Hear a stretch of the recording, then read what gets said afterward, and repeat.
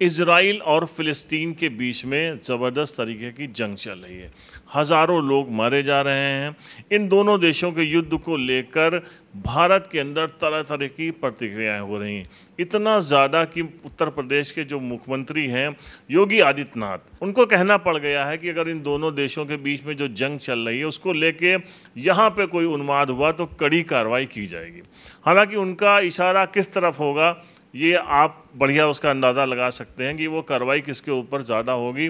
लेकिन पहली बात तो ये आप समझ लीजिए कि जब इस तरीके की जब भी कोई जंग होती है दो देशों के बीच में, जैसे अभी एक यूक्रेन और रशिया के ऊपर जंग छिड़ी थी, इसको लेके टीवी चैनल्स के ऊपर ऐसी डिबेट हो रही है, ऐसे चटकारे ले लेके न्यूज़ बताई जा रही हैं कि लग रहा है कि कोई बड़ा क्रिकेट मैच का फाइनल होने जा रहा है जिसको लेके फला जीतेगा, कौन जीतेगा, इतने अटैक्स हो गए हैं, इतने लोग मारे गए हैं, पर चटकारे, यहाँ तक कि सट्टा भी उसके ऊपर लगने लगता है कि फला देश में जो है वो जीतेगा, 24 घंटे के अंदर रूस जो है वो यूक्रेन को ख़त्म कर देगा।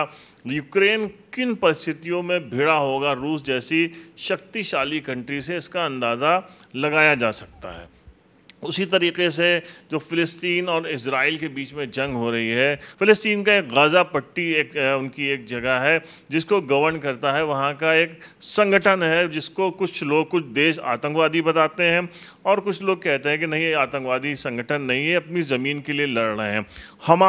हमास ने एक अटैक किया और उसमें हज़ारों लोग मारे गए। अब इस युद्ध को लेके जो इजराइल पलटवार कर रहा है उसको लेके लोग इतना ज़्यादा मतलब तरह तरीके की बातें हो रही हैं।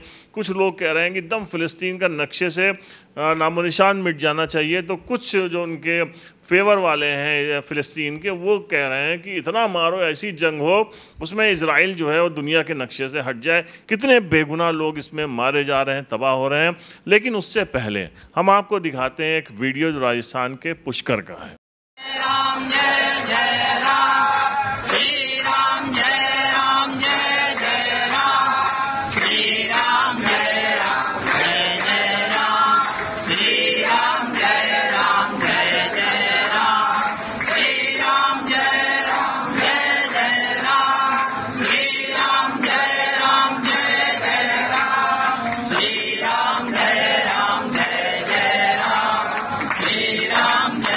तो ये वीडियो आपने देखा, जो ये पूजा पाठ कर रहे हैं, समर्थन कर रहे हैं जिस तरीके से कि फ़िलिस्तीन जो है इसमें मारा जाए, फ़िलिस्तीन के लोग इसमें मारे जाएं, इजराइल के लोग जीतें, इनको कुछ पता भी नहीं है। इनको ये भी नहीं पता है कि दुनिया के नक्शे में कहाँ पे मिडिल ईस्ट में देश बसे हुए हैं, या इनको ये भी नहीं पता है कि जो है मस्जिद अल अक्सा का कौन सा झगड़ा इन दोनों देशों के बीच में है, इसमें कौन से लोग अपने ही देश में रिफ्यूजी बन के रह गए हैं।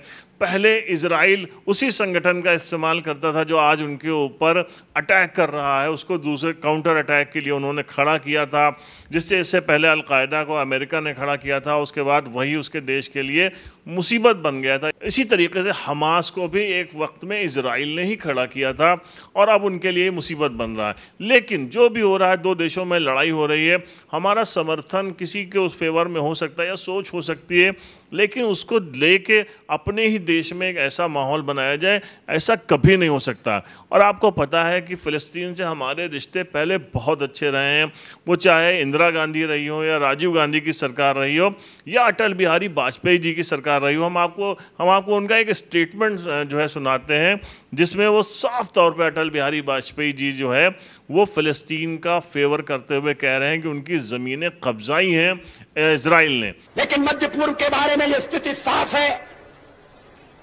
कि अरबों की जिस जमीन पर इजराइल कब्जा करके बैठा है वो जमीन उसको खाली करना होगी।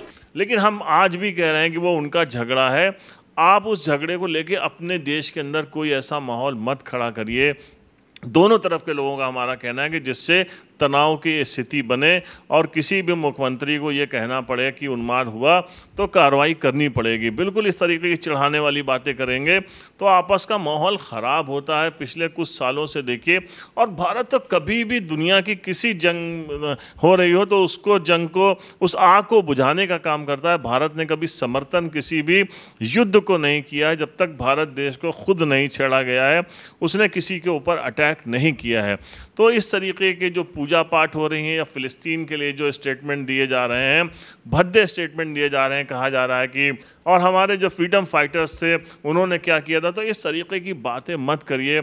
एक संगठन है, दुनिया के आधी पावरफुल कंट्रीज़ उसको एक आतंकवादी संगठन कहती हैं, जिसमें अमेरिका, यूके, इजराइल, जापान जैसे वो शामिल हैं। तो कुछ चाइना, रशिया जैसी बड़ी बड़ी कंट्रीज़ कहती हैं कि नहीं, हमास जो है वो आतंकवादी संगठन नहीं। तो ये इस संगठन और है कि नहीं है, इस झगड़े में आप बहुत ज़्यादा मत इन्वॉल्व होइए और कम से कम समर्थन करिए। समर्थन करने को हम नहीं कहते हैं कि आप जिसके भी समर्थन में समर्थन करिए, लेकिन अपने घर का माहौल मत ख़राब करिए, क्योंकि अपने यहाँ जब आग लगती है, इस तरीके के माहौल बनते हैं, तो धीरे धीरे धीरे करके वो इतना बड़ा उन्माद पैदा हो जाता है, फिर उसको रोकना नहीं मुमकिन हो पाता है। जिस तरीके से आप समझ लीजिए कि फ़िलिस्तीन जो है, उसके जो ये लोग हैं, हमास के लोग हैं, वहाँ के लोग, एक बहुत पावरफुल कंट्री है इज़राइल, जिनका डिफेंस दुनिया का सबसे मजबूत डिफेंस है, जिनकी इंटेलिजेंस दुनिया की सबसे मजबूत इंटेलिजेंस है। उनके पास इतना पावरफुल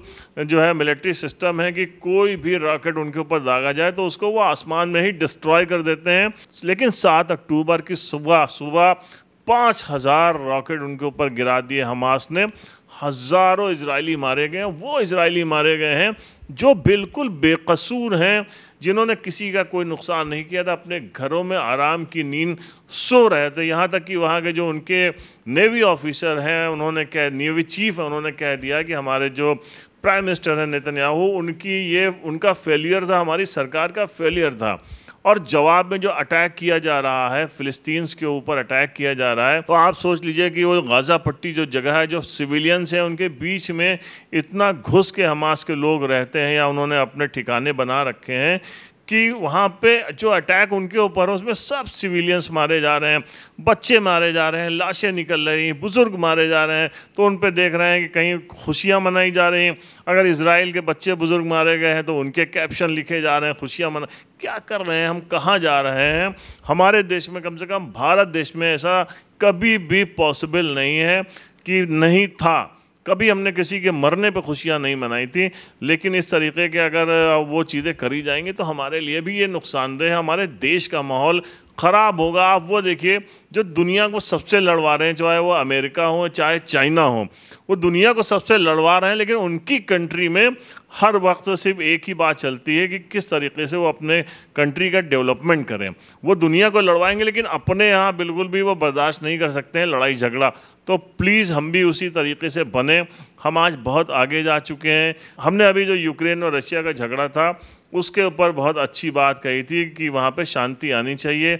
इसी तरीके से शांति की बात होनी चाहिए। हमारा सबका मानना, कम से कम हमारे देश में तो शांति ज़रूर है। इस तरीके की कोई बात मत करिए, इस तरीके के वीडियोस आप लोग कतई पोस्ट मत करिए।